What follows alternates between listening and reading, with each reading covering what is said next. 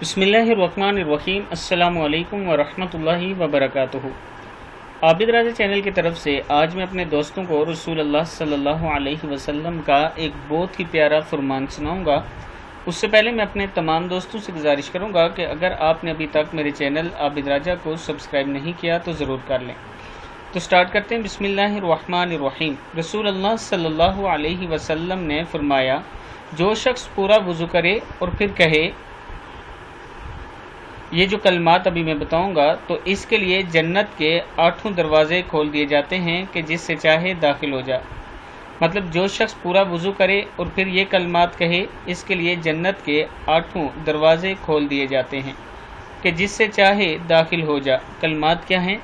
اشہد اللہ الہ الا اللہ وحدہ لا شریک لہ واشہد ان محمدً عبدہ ورسولہ۔